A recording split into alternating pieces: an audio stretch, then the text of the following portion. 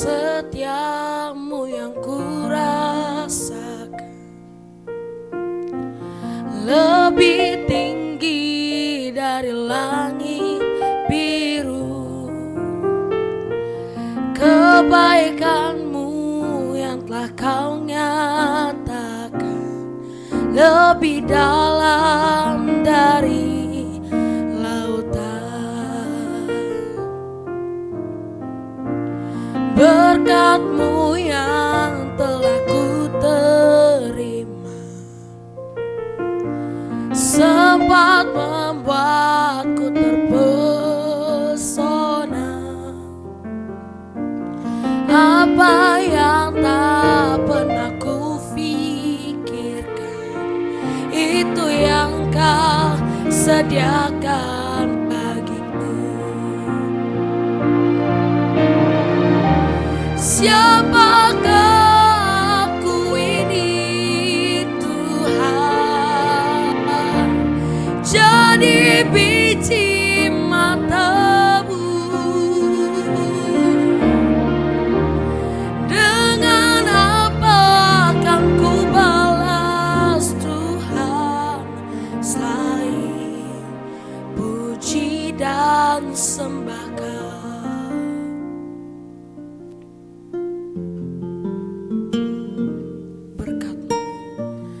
Berkat-Mu yang telah ku terima sempat membuatku terpesona.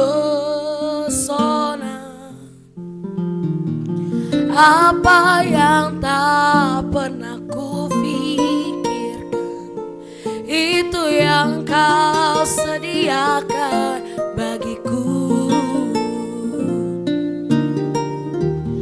Siapakah aku ini Tuhan, jadi biji mata-Mu.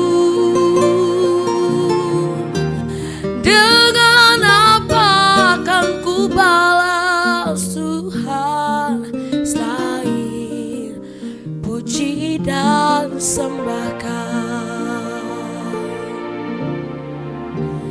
Dengan apa akan ku balas Tuhan selain puji dan sembah Kau. Kami yakin Tuhan hadir di tengah-tengah kami. Kami ingin mendengarkan suara-Mu ya Tuhan. Ajar kami mengerti apa yang menjadi isi hati-Mu bagi setiap kami melalui renungan kami pada hari ini. Hanya di dalam nama Tuhan Yesus kami berdoa dan mengucap syukur dan percaya, katakan amin. Shalom Bapak Ibu Saudara-saudari, kita berjumpa lagi pada perenungan intim dengan Allah. Pada hari ini hari Sabtu tanggal 16 Desember 2023, kita akan mendengarkan dan merenungkan sebagian daripada firman Tuhan yang bertemakan menjadi bagian dari tubuh Kristus. Saya harap Bapak Ibu Saudara-saudari dapat membacanya terlebih dahulu dalam kitab Efesus pasal 1 sampai yang ke-6. Ketika kita membaca atau mendengarkan tentang tubuh Kristus, maka ada banyak yang hal terlintas dalam pikiran kita. Tidak sedikit orang Kristen mengaku diri adalah Kristen, namun tidak mau hidup bagaimana Kristen hidup. Singkatnya, konsep tubuh Kristus sangat berkaitan erat dengan konsep panggilan individual setiap anggota, atau mereka yang dipanggil oleh Kristus untuk masuk dalam persekutuan, beriman kepadanya, dan melakukan kehendaknya. Panggilan untuk hidup sesuai dengan panggilan kita. Paulus menekankan pentingnya hidup dengan rendah hati, lemah lembut, dan sabar. Kita dipanggil untuk saling mendukung dan memelihara persatuan roh melalui ikatan damai sejahtera. Ini adalah panggilan untuk hidup dalam cinta dan kesatuan, mengakui bahwa kita semua adalah bagian dari tubuh Kristus. Panggilan kita tidak hanya berhenti pada kesatuan, tetapi juga mencakup peran-peran yang berbeda dalam tubuh Kristus. Paulus menunjukkan bahwa ada pemberian karunia dan panggilan yang beragam, seperti rasul, nabi, gembala, pengajar, dan pelayan lainnya. Tujuannya adalah untuk menyempurnakan orang percaya, membangun tubuh Kristus, dan mencapai kematangan rohania bersama-sama.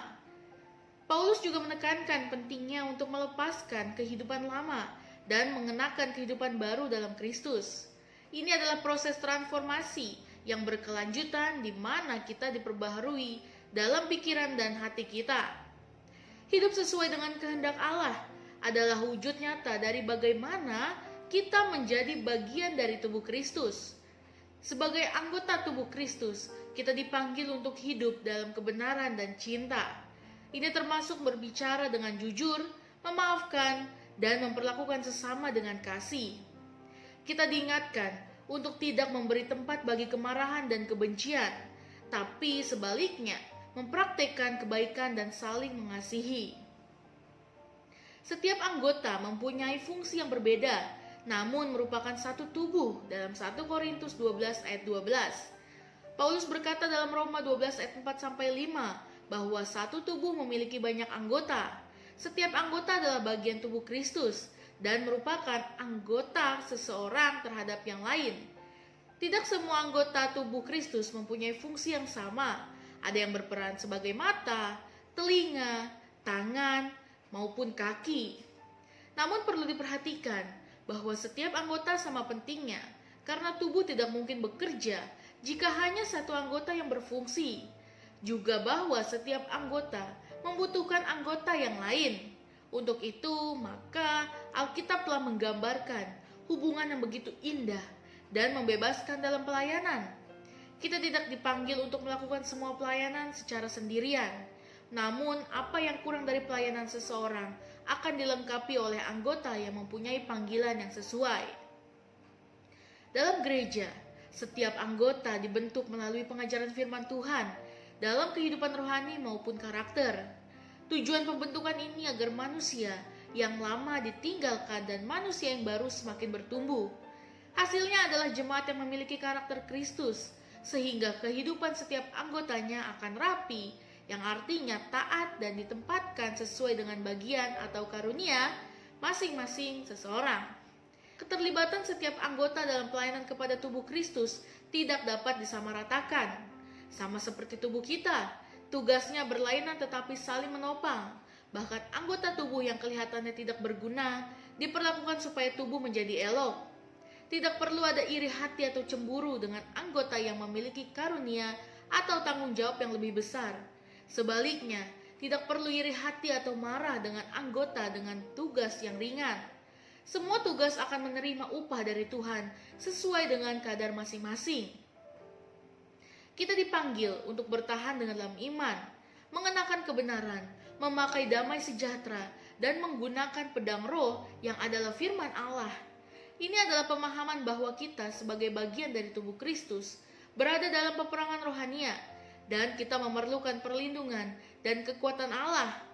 Dalam keseluruhan, pasal Efesus 4-6 mengajarkan kita untuk hidup sesuai dengan panggilan kita sebagai orang percaya.